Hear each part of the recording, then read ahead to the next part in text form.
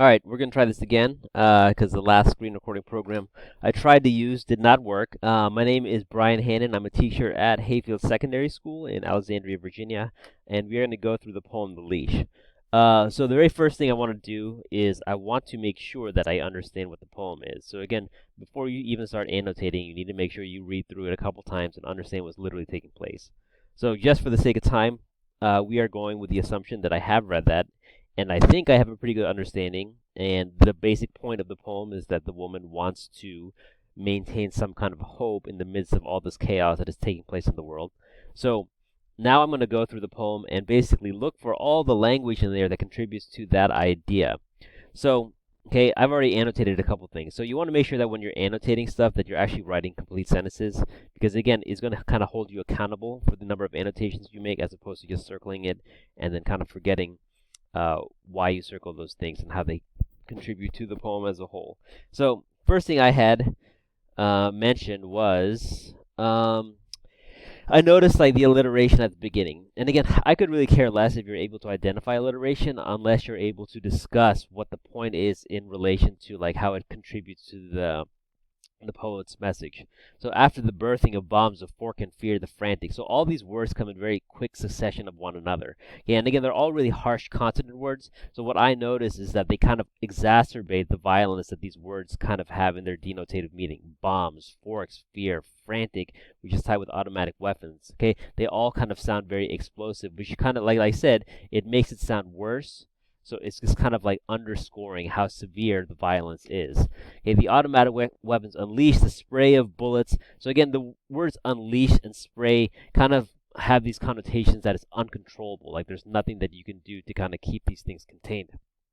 Okay, into a crowd holding hands. So again, this detail is really important in conveying like the innocence of the people who are suffering from such chaos. Okay, the brute sky opening a slate metal maw that swallows only the unsayable in each of us, what's left. So what I had said about this annotation is like the personification of the sky serves to create a sense that even the most innocent of things are capable of immense destruction. So it takes this intangible entity and makes it tangible. It makes it dangerous. So even these things that are not supposed to cause harm are able to do so. And she's able to do that by, like I said, personifying the sky. So, and then another thing I noticed over here is that it ends with what's left. So this is what's called a periodic sentence. And again, I really don't care if you're able to identify that, but the point is if you're able to identify it and discuss the purpose, that's important. So what a periodic sentence is, it kind of like saves the subject and verb for the very last part of the sentence. So again, you have like this wide array of detail up here kind of underscoring like the violence and accentuating how terrible it is, and then all you have is what's left at the end. So the point of this is to, and I'll go ahead and make a comment. Okay, periodic sentence. Actually, I'm not even going to say that because I want to kind of get away from name dropping. Okay, the structure of the sentence gives heavy emphasis on the first part of the sentence, which ultimately compounds the violence that's taking place. So again, the subject and verb are taking place at the end of the sentence, which gives you much more space to kind of elaborate upon all these details that comes at the first part of it. Okay, even in the hidden nowhere river is poisoned orange and acidic by a coal mine. How can you not fear humanity want to lick the creek bottom dry, to suck the deadly water up into your own lungs like venom? So again, even the hidden nowhere river. Okay, so again, it's talking about how the violence is so pervasive that even this specific detail, the rivers, which are supposed to be kind of kept innocent, are being poisoned and affected by it. So hidden nowhere river alludes to the far away, innocent. I'll just say things because I'm having trouble coming up with the word. Sins that are being affected. All right. Okay, poisoned, orange, acidic by a coal mine, talking about the natural devastation. How can you not fear humanity want to lick the creek bottom dry, suck the deadly water up into your own lungs like venom? So again, poison, venom. You're ultimately looking for patterns. Like these are things that, I'll just go ahead and comment here. Okay, these are all words that, are very kind of negative in their own connotations. So poison and venom talks serves to underscore the toxicity of the chaotic, violent world. So again, you're always looking for patterns. So if you're seeing words that are like really similar in meaning or connotation, like poison, acidic, venom, or even earlier, if I'm talking about bombs and weapons, like all those things, they have, they're similar for a reason. It's not like the poet just went willy-nilly and started picking words at random. Okay, what's kind of interesting here is that the word you is also kind of directly involving the reader in all this. And then, okay, to compound what I was just saying, it says, reader, I want to say, don't die. So again, here, even more directly addresses the reader, involves them to suggest that they are part of this terrible world too. So again, everything has been quite negative thus far. Even when the silvery fish after fish comes back belly up and the country plummets into a crepitating crater of hatred, isn't there still something singing? So, I mean, again, what she's doing is, again, it's kind of interesting because it's not just a string of sentences. Like, there's a direct address. And then over here, there's question. Question. Oops, I'm not putting a link.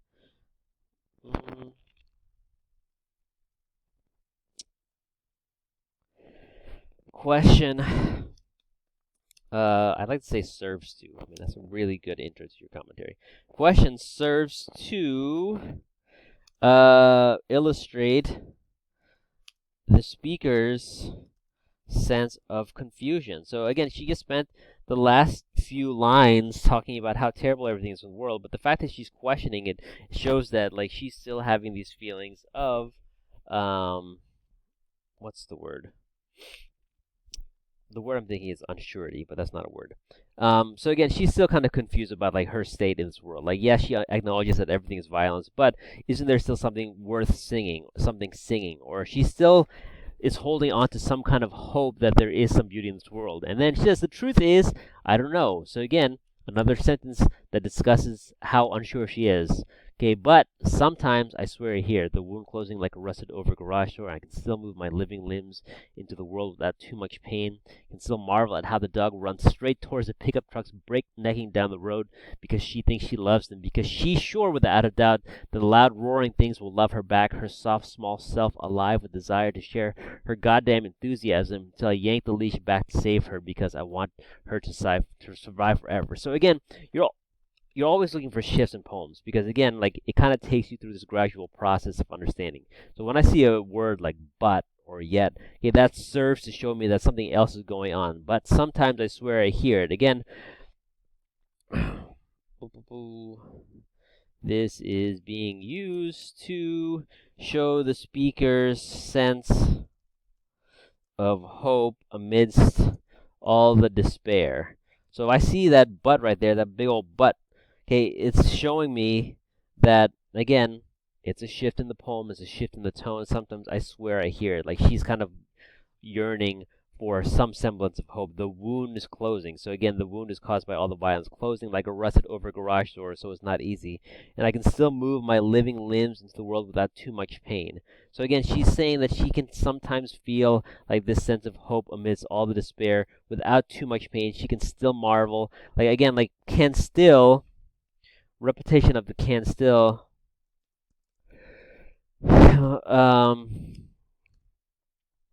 kind of accentuates that she still feels glimmers of hope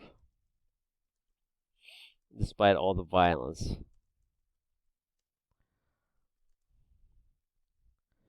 So Marva, how the dog runs straight towards the pickup trucks, breaknecking down the road because she thinks she's alone. So here she's literally talking about the dog.